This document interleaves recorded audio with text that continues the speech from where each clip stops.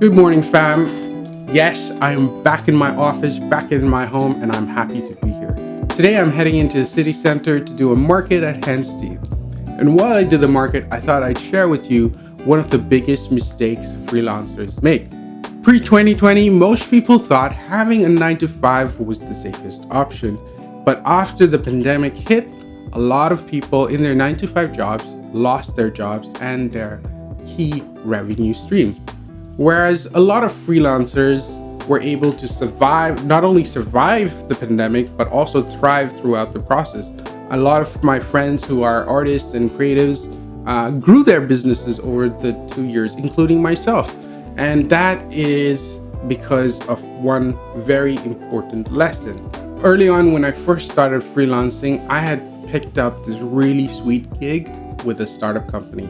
I was doing some really cool work. I got to design their whole brand, got to do a lot of the illustrations for the instructions, and give insight on the usability of the app.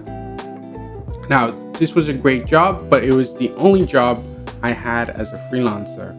And that was a problem because a couple of months later, that company went down. They ran out of money and I was stuck, left with nothing. Fortunately, I had been diligent enough to save my money, but if I hadn't, I would have been in dire straits. And so the biggest mistake any freelancer can make is only having one revenue stream or putting all your eggs into one basket. And so what's the alternative? The alternative is to have multiple revenue streams. Now that I'm a full-time illustrator, I've been working at this for over 10 years. Here's how I have broken down my revenue streams. So let's look at this pie chart. 70% of my revenue comes from commercial work. That commercial work is then broken into 3 different categories. The first category is advertisement, which makes up 50% of the revenue. So that's working with brands, doing artwork for them. The second revenue stream is teaching. So I teach at a variety of colleges, universities. I teach people how to draw. I teach about design. And that then becomes my second revenue stream for the commercial side. And the third is children's books, which I've been doing over the last 2 years. And so if I were to split those into percentages, it's 50% for the advertising, 30% for teaching, and 20% for children's books. But this is early on and I want those revenues to move up so that I'm getting more work in for children's books, lesser in the teaching and workshopping, and again, more in the advertising, or keeping the advertising the same. So the split is more even between teaching and children's books. So going down to the second half of the pie chart, we're looking at my personal work. And personal work is basically building my own brand and the various revenue streams I can get from there. So that means creating products such as books, self-published books, art, clothing, and this is then split into my own online shop, as well as partnering with other online spaces, print-on-demand places.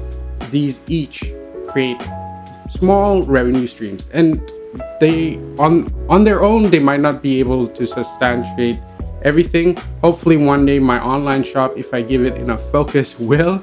That's the long-term goal, but at the moment it makes up 30% of the revenue, so that's online products.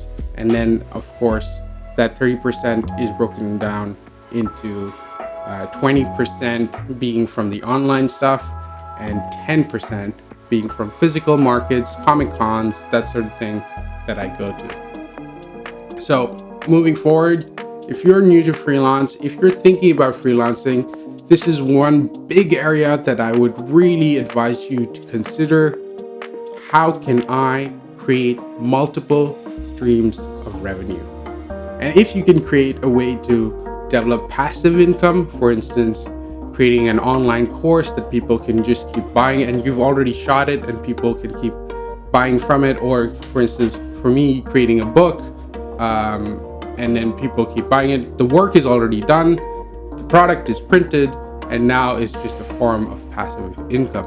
And so the more you can do that, the safer you are as a freelancer.